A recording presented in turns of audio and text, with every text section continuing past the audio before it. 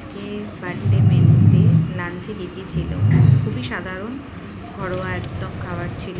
Pulao, chicken curry, আলু দিয়ে চিকেনের ঝোল যেটা আমার বাবার পছন্দ থাকে, আর হচ্ছে পায়েস, আর হচ্ছে স্যালাড।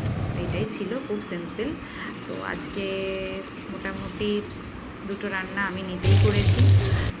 পায়েসটা একটু মা হেল্প করে দিয়েছে। বার্থডে বলে তো এখন আর সেরকম কোনো ব্যাপার নেই যে বিশাল কিছু আয়োজন করতে হবে, জাস্ট ঘরোয়া পদ্ধতিতে করা রান্নাগুলো, আর খুব সিম্পলভাবেই।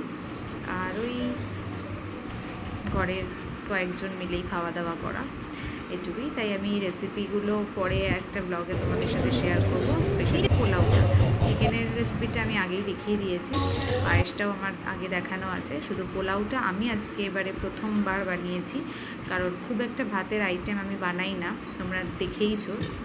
তো শুধু পোলাওটারই আজকে ফার্স্ট ট্রাই করেছি। নিজের রান্না তো নিজে প্রশংসা করা যায় না, তাই যে সবসময় আমাকে রিভিউ দিয়ে থাকে তার থেকে চলো শুনে নিই কেমন হয়েছিল পোলাওটা চিকেনটা কেমন হয়েছে। ভালো।